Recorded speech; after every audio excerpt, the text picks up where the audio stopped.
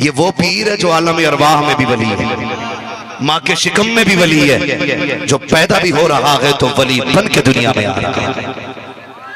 हाँ, यहाँ मसला नहीं है एक रात खाट पे सुलाया सुबह वली, कहीं ना बड़े बड़े 420 जाली पीर चलने, पता नहीं कैसे कैसे केमिकल से लिख के कागज पे लाते और उसे कुछ खिला के उससे पलटी कराते कागज पे, उस पे जिन्न का नाम लिख जाता, कहते यही है तेरे ऊपर। माज़अल्लाह दुकान लगा रखी है मरदूदों ने, कौम का बेड़ा गर्क कर दिया। मुकद्दर मिला रहा बैठा हुआ मुकद्दर, सितारे देखते आ, जिसके अपने मिले हुए ना हो वो तुम्हारे मिलाए। हालत देखो, दुकानें चल रही हैं, दुकानें बचाए इन लुटेरों से। हम तावीज के मुनकिर नहीं, शर्त यह है देने वाला भी मुफ्ती आजम जैसा होना चाहिए। बारसा आदमी हो, मुत्तकी हो। हम ना, माफ कीजिए, हम इतने कमजोर हो गए ना, इतने कमजोर हम हो गए, अगर हमसे कोई ये कह दे ना मुझे साया लग रहा तुझ पे, तो उसके पास जाके बैठ जाते तो कि तू ही उतार। जो खुद एक साया है वो हमारे साए उतारेगा। ये कहानी हर घर की हो गई है भाई। मियाँ बीवी एक घर में रह रहे हैं तो अनबन हो सकती है कि नहीं, झगड़ा हो सकता है कि नहीं। आपसे भी एक गुजारिश है, जो ये आपने ना एक तरीका चला रखा है ना तलाक का, वो थोड़ा गुस्सा कंट्रोल रखो, सलीके से रहना सीखो। हमारी बदतमीजियों की वजह से लोग इस्लाम पे उंगली उठाते हैं। जैसे कि कुछ गवार लोग मज़ारों को सजदा करते तो बात मसला के आला हज़रत पे आ जाती। मैं कहता हूं खुदा की कसम, मसला के आला हज़रत में किसी भी मज़ार को सजदा करने की इजाजत है ही नहीं, है कि नहीं ऐसा भाई? अगर कोई ये साबित कर दे कि आला हज़रत ने कहीं पे मज़ार पे सजदा करने को या तवाफ करने को जायज भी लिखा हो, पूरी जिंदगी गुलामी करने को तैयार। लेकिन बात जाहिलों की वजह से लोग उसको मसला के आला हज़रत समझ लेते हैं, और हमारे ना समझ नौजवानों की वजह से लोग इस्लाम को गलत कहते हैं। तलाक तलाक तलाक बात बात में आती है। भाई एक बात बताएं, तवज्जो है ना सारे लोगों की, बहुत गौर से सुनिएगा, अल्लाह करे ये बात आपके जहन में उतर जाए। अब तक की बात मसला के आला हज़रत की मैंने की, पाबंद रहेंगे इंशाअल्लाह मसला के आला हज़रत में, सारे वादा करें इंशाअल्लाह। किसी बदमज़हब बदअकीदा सुले कुल्ली सनीचर कचड़ेलू सनीचर लचेड़ू को अपने दरवाजे पे बैठने मत बैठने दे। क्या पहले अकीदा दुरुस्त करके आप फिर हमसे बात कर। बात कान खोल के मेरी सुनो। रिश्ता होता है ना, क्या हमारी वाइफ का भी ब्लड ग्रुप वही होता है जो हमारा होता है? डीएनए एक है, बोले नहीं है ना? अच्छा एक बात बताएं, इस बस्ती का क्या नाम है? टड़हर। टड़हर जी। पास में कोई गांव, मान लीजिए टड़हर का लड़का और मऊ की लड़की, जमीनें अलग हुई कि नहीं? समझे जरा गौर करें, जमीन अलग हुई, मऊ अलग। अब जब जमीन अलग है तो जाहिर है तहजीब भी अलग होगी, थोड़ी बहुत मिजाज भी अलग होगा। हमने जिस लड़की से निकाह किया है तो वो मऊ की, आप टड़हर के, तो अब ये दोनों बराबर तो नहीं हो सकते ना। ये हो सकता है लड़की का मिजाज तुमसे ऊंचा हो, ये भी हो सकता है तुम्हारा मिजाज लड़की से ऊंचा हो। अब जब तक तुम्हारे अंदर ये गुरूर रहेगा मैं शौहर हूं, इसको अपनी सारी जिद्दें तोड़नी पड़ेगी। और बीवी ये कहे नहीं जी मैं अपनी एक भी जिद नहीं छोड़ूंगी, तो बताओ घर चलेगा कि टूटेगा?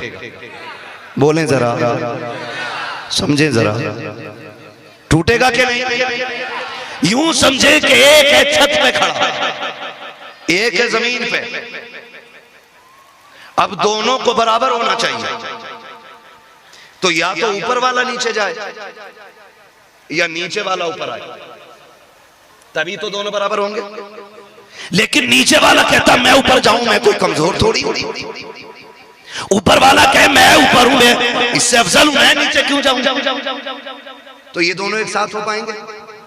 नहीं ना, फिर एक साथ होने के लिए जरूरी क्या होगा, या तो ये जाए या वो जाए और दोनों है जिद्दी। तो फिर ये होना चाहिए, अक्लमंद कहेगा भाई 2 कदम तू चल के आ, 2 कदम ये चल के आता है। थोड़ी सी अपनी आना तू खत्म कर, थोड़ी सी अपनी आना ये खत्म करेगा। थोड़ा सा अपना मिजाज तू इसके मिजाज में ढाल, और थोड़े सा आप अपना मिजाज इसके मिजाज में ढालिए। बताइए, जब मिजाज दोनों एक दूसरे के लिए बराबर करने के लिए अपनी जिदों को तोड़ करके एक दूसरे के लिए करीब हो जाएंगे, तो फिर घर चलेंगे कि टूटेंगे? जोर से बोलो, चलेंगे कि नहीं? चलेंगे ना। तो कम से कम खुदारा आपसे इतनी गुजारिश मेरी कि आप अपनी जिदें तोड़ें, और जो आपकी हम सफर है, शरीक हयात है, आप उसके दिल का भी ख्याल रखें। हमारी चंद गलतियों की वजह से ना तलाक़ें हो जाती है। क्यों? क्योंकि हम ये चाहते कि इसने मुझे कहा ही कैसे ऐसे। अगर लड़की का भाई अपने बहनोई को 2 बातें कह दे तो दामाद 4 गाली बक के रुकता है। कितनी कम बताइए, ये मैंने इससे भी ज्यादा बकता होगा। आपसे मेरी थोड़ी सी अपील है, थोड़ी सी अपील, बर्दाश्त करने की आदत डालें, बर्दाश्त करने की आदत। हम क्या हैं यार, लोग हमें कितनी गालियां देते, कोई फर्क नहीं पड़ता। अल्लाह जिसे चाहता इज्जतें देता, अल्लाह जिसे चाहता जलील कर देता है। इसका मालिक अल्लाह है। तो फिर है क्या हमारे पास? कुछ भी तो नहीं है ना। अकल किस चीज की है? खुदा की कसम, वैल्यू हमारी जानते हो? हमारी वैल्यू वो है कि हम ना अपनी औलाद को अपने ताबे नहीं कर पाते, लेकिन देख बगदाद वाले को, उसकी वैल्यू वो है कि अगर आवाज दे दे तो जिन्नात की दुनिया में खलबली मच जाया करती है। हमने ना खाली 11वीं खाई है और खाली करामतें सुनने के आदी रहे हम लोग। हमने कहा करामत सुना जाओ बस। करामत तो मेरे लाल बाद में आती है, पहले अल्लाह इस्तिकामत की ताकत देता है। जब तक इस्तिकामत नहीं होगी ना करामत नहीं मिल सकती। आपने करामतें तो देखी है, कुंबे इज़्निल्लाह कहते तो मुर्दे जिंदा हो जाते, मुर्दे जिंदा हो जाते हैं। पावर कितनी है, और ये जाती नहीं है, रब ने अता की,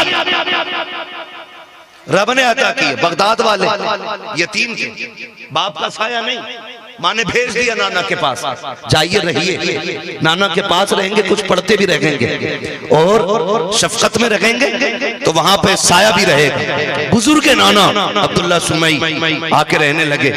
खुदा की कसम, जानते हैं आप बच्चों के साथ थे। एक दिन हुआ यूं कि खातून अपना बच्चा लेके आई और आके कहने लगी, हुजूर अब्दुल्ला सुमई के पास बच्चा बीमार है, इसे देख लीजिए, ये मेरे घर का अकेला चश्मा चिराग है, सुना के आपकी चौखट से कोई खाली नहीं जाता है। अब्दुल्ला सुमई ने बच्चे को देखा और देखने के बाद एक निगाह आसमान पे उठाई, कहने लगे ये बच्चा कुछ देर का मेहमान है।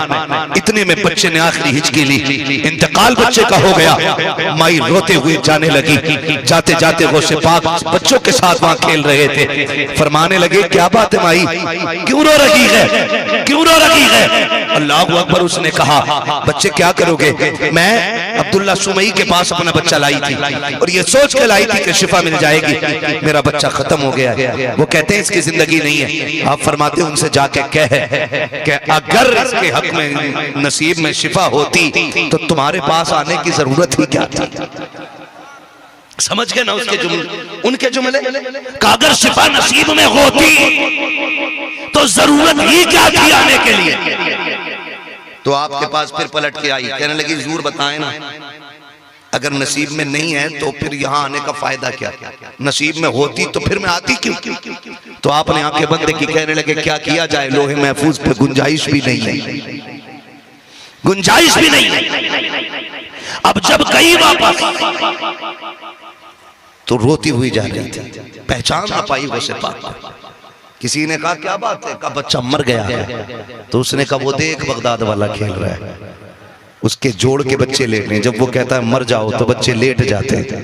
कहा जब बच्चे लेटे ना चुपके से अपना भी लिटा देना, चुपके से अपना भी लेटा देना। ये मैं पावर बता रहा हूं। कहते हैं चुपके से अपना लेटा देना।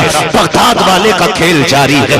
आप कहते थे मर जाओ, फिर जब बच्चों से कहते मर जाओ, सारे लेट जाते थे। थोड़ी देर के बाद कहते अब जिंदा हो जाओ, सारे उठ जाते थे। जब बगदाद वाले ने इतना कहा मर जाओ, सारे बच्चे लेटे गए। उसने भी मौका देख के चुपके से अपना बच्चा लेटा दिया। बच्चा लेटाया है। बगदाद वाले ने आदत के मुताबिक कहा था जिंदा हो जाओ, सारे बच्चे उठ गए, लेकिन वो बच्चा नहीं उठा है। औरत कहती है अरे मेरे लाल को क्या हो गया, ये क्यों नहीं उठा है। बगदाद वाले ने कुछ न देखा, करीब आके कहा था तुम अल्लाह के हुक्म से उठ के खड़ा हो जा। बच्चा उठ जाता है।